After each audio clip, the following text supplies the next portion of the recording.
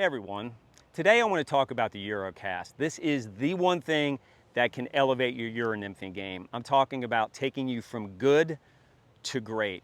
I've done a video on this in the past, so this is really a follow-up to that. And really what I want to do today is I just want to take a deeper dive and I want to give you a lot of tips that when you walk away, you can apply them to the stream right away, or better yet, you can go out in your yard and start practicing, because there's no more perfect way to get better at something than to go outside and start practicing. But I want you to think about fishing in general. You know, whatever type of fishing we started with, or whatever type of rod, whether it was a spinning rod, a bait caster, traditional fly rod, maybe even a Zebco 202 push button, the very first thing we did is we learned how to cast. Then we went down to the body of water and we started fishing, right? That was the thing we needed to do before we started fishing, was learn how to cast.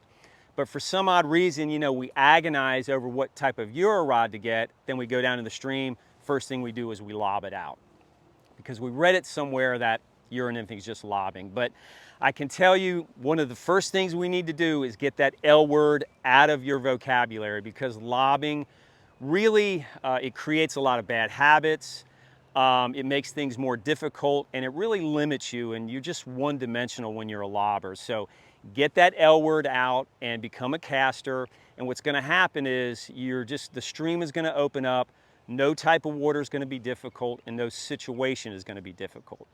And I've said this often, being a great caster, no matter what type of fishing, it's never been a hindrance. I mean, you've never heard anybody ever say, you know, old Bob, he is one hell of a fisherman, but a terrible caster. So let's not be old Bob, let's become casters. So the first thing I want to talk about is the Euro rod. These are fabulous tools, especially the modern Euro rod. These things were made with really light and sensitive tips. And the way I look at sensitivity in a Euro rod might be a lot different than most people look at it. And what I mean by that is, most people think of sensitivity as, you know, feeling your bugs bouncing on the bottom, or feeling that trout strike. And that is a byproduct of a sensitive rod. But to me, the sensitivity is feeling connected throughout the cast, feeling your bugs load on the back cast, feeling it on your forward cast, and staying connected is the key to a really good Euro cast. When we become disconnected, that creates a lot of problems. One of two things happen when you become disconnected.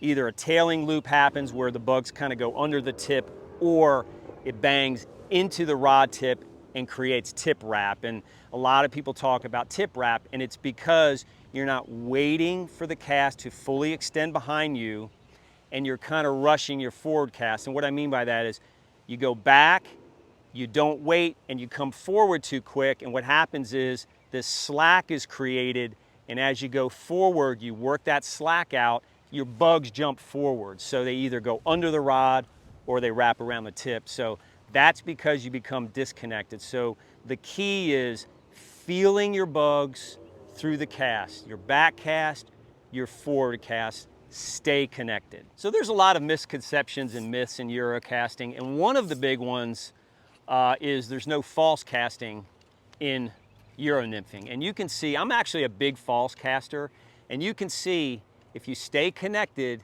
you can false cast all day long.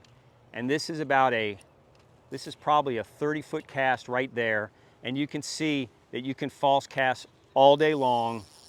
It is a myth that there's no false casting. Just as long as you stay connected, you can false cast all day long. So let's talk about the foundation of the Euro cast. The foundation of the Euro cast is the tuck cast. It's a fly first entry. So what we want to do is, if we're coming over the top, our rod is going to stop high, our bugs are going to fly over the tip of the rod and enter the water first. And our tuck cast, if you're doing a proper Euro cast, you automatically are going to be tucking your bugs. So you can either come in high, or you can adjust the angle like this, even come sidearm.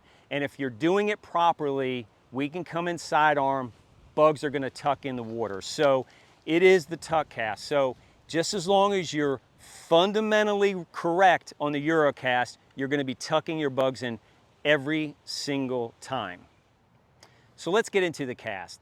there are some constants that we have to perform the perfect Eurocast. One of them is we have to understand where the magic happens in the cast. And what I mean by that is all the magic in the cast happens from 10 o'clock to 2 o'clock. It doesn't matter if we're casting this way or we're casting sidearm. It's that magic V. That's where the power in the cast is. So we have to remember that. And if you think about any casting, if I were to ask you to cast a spinning rod, you're just gonna go like that, right? The magic in a spinning cast is right there to there. The magic in a Euro cast or a traditional fly cast is really 10 o'clock to 2 o'clock. It's no different, right? So you have to remember that. The magic happens in the V. We want to make sure we're not busting out of that V, so to speak. And what I mean by that is if we're coming in like this, we want to make sure we're stopping there. We never want to break our wrist. We want to make sure everything is in unison. We want the forearm to match the wrist, to match the rod.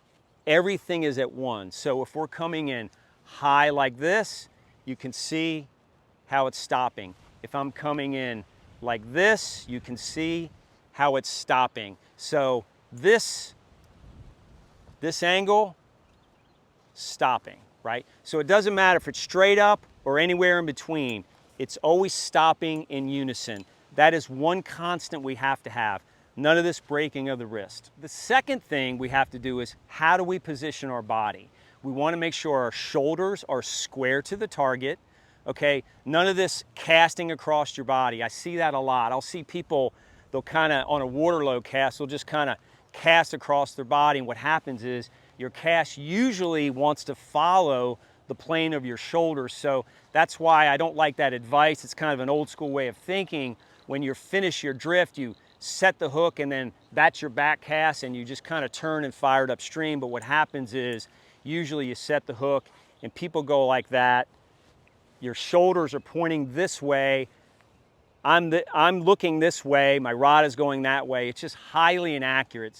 So when you see me finish my drift, I usually do false casting. And what I'm doing is, let's say my drift finishes here. I turn and I start making false cast to square my shoulders to the target.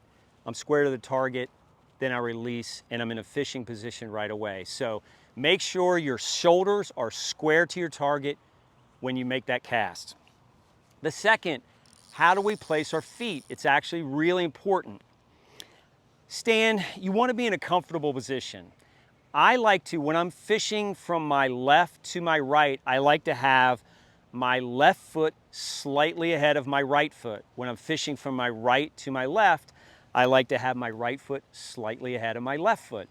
Why is that? Well, it allows me to stay square throughout the drift. And what I mean by that is, if I'm fishing from my left to my right, if I have my left foot slightly ahead and I'm square, when I make that cast, I can rotate from my torso, follow the drift, and I stay square to the target. What that does is it puts me in a great position if I have a fish strike. I'm square to the target. I can fight much better. If I have my right foot like this, and I'm going like this, and I get a strike, it's just a very awkward position. So once again, if we're going right to left, you're gonna have your right foot slightly ahead of your left. It puts us in a great position. As we move throughout the drift, we're staying square to our target the whole way. Remember, our target is where we cast, and our target continues through the drift, so we're always square to the target. So just square their shoulders and have your feet in a comfortable position. So the next thing, a constant, is the 180-degree rule. And what is that? You've heard about this a lot, and what that means is it's pretty simple. Our bugs on our back cast, they have to be exactly 180 degrees behind us to reach the destination in front of us. So if the camera is 12 o'clock, my bugs have to go to 6 o'clock behind me. And when you do that, that's a pretty good cast right there. When you do that, your bugs are gonna go exactly where you want. So 6 o'clock to 12 o'clock, right there. A lot of times in Euro nymphing, you hear this, you gotta do this oval cast. I'm not a fan of the oval cast because what happens is if we swing our rod out to the right, you actually feel your bugs start loading over here at about a 4 o'clock position. Then we end up rushing it forward, and then our bugs end up lazily landing to the left of our target. So I'm gonna go like this, and you see how they drifted to the left. Oval cast, you go forward, but they drift that way. So just take it back and through, boom. Goes right to the target every time. So get rid of that oval cast, just 180 degrees behind you, and it doesn't matter if you're coming this way over top or if you're coming sideways. You can see, you can do sideways, you can do different angles, you can come over the top, just like that. The 180 degree rule. How do we hold the rod? You see when I cast, I always have my finger right here. And it's not, well, first of all, it's really comfortable, but it's for a reason. So first of all, I really believe Euro nymphing in general is a finesse way of fishing. In my opinion, it's the ultimate in finesse fishing. So the cast, therefore, should reflect the style. It's a finesse cast. And this is a finesse position when you're casting. This, I see a lot of beginners or really people that don't truly understand the Eurocast, they like their thumb on top. That is a power position. This is a finesse position. So why is the thumb on top not a good habit to get into? So I really do want people to break that habit, and I'm gonna show you why. So remember I said the magic in the cast is this V. So when you have your finger on top, when you go to the back cast, it automatically sets your rod into the perfect position each and every time. When you have your thumb on top, what happens is people tend to go like this. Let me step back, there's a tree there. People tend to go like this. They snatch it back.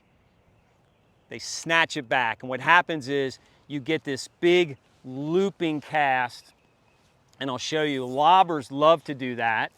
The L word, there it is right there. So what people will do that snatch the thumb back, they go like this, and then they go like that. And it just kind of loops over. So they'll go like this, they go like that. It kind of loops in, there's a lot of slack created. So the next move is they start manipulating the rod to get tight to the sighter.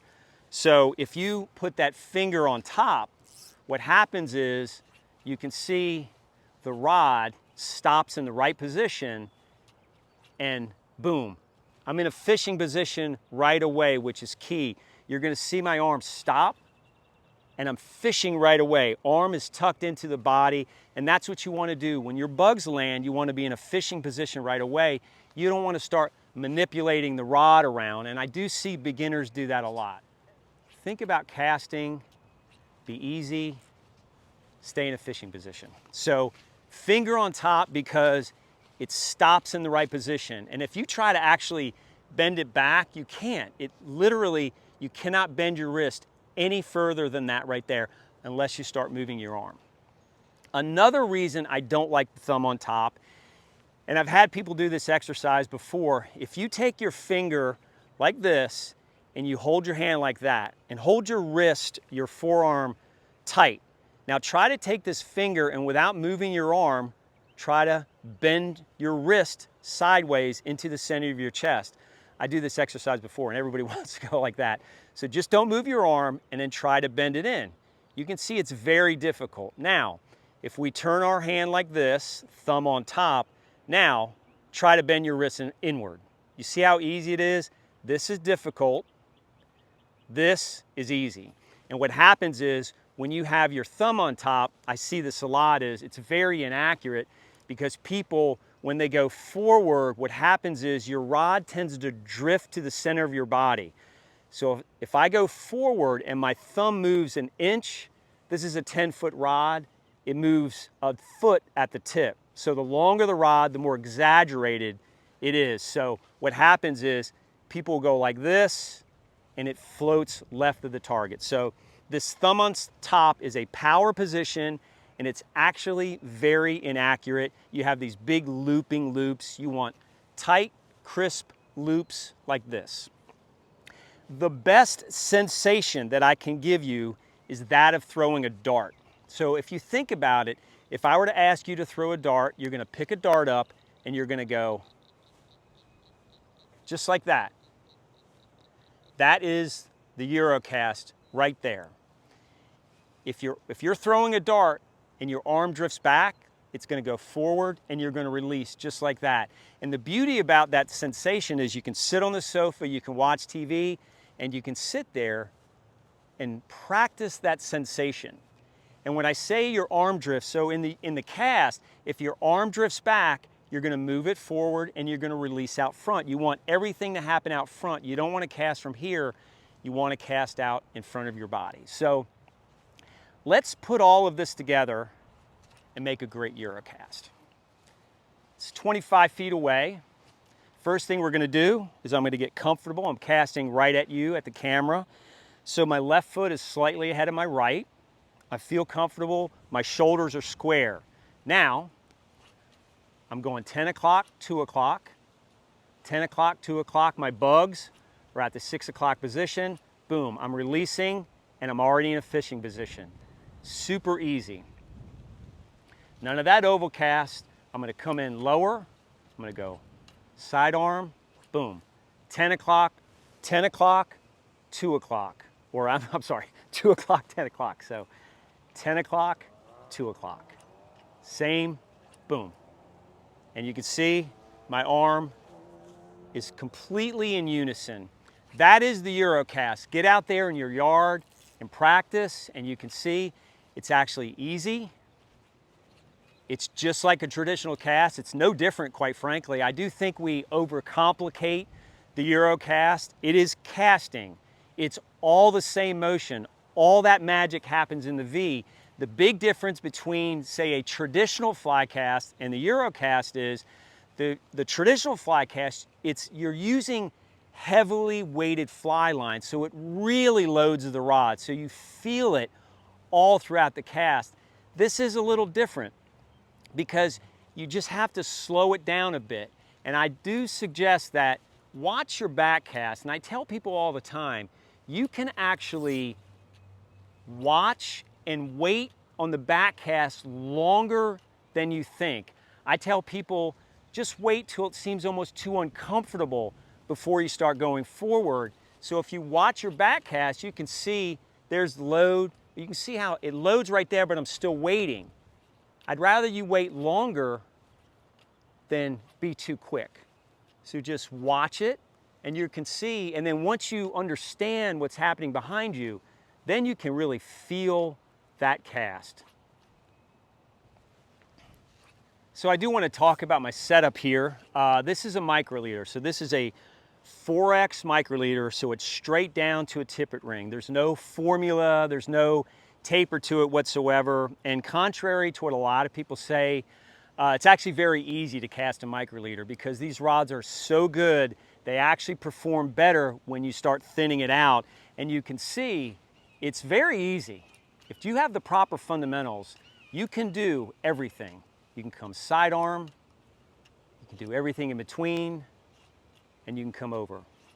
So I really encourage you to get out in your yard and start practicing. And I just want to leave you with this. If you think about all the greats out there, no matter what sport it is, whether it's Euro nymphing, golf, baseball, it doesn't matter. All the greats out there, they just do things better than everybody else. It's a little bit more crisp, it's a little bit more cleaner, and they all have one thing in common is they're always trying to improve. So if you truly want to go from good to great, get out in your yard, perfect the Euro cast, move away from being that one-dimensional angler and become multi-dimensional. It's going to definitely put more fish in the net. I hope this video was helpful. If you enjoyed it, I appreciate if you give me a thumbs up. If you have any questions or comments, feel free to leave them below. I'm happy to help you out. And as always, tight lines, everybody. I'll talk to you later.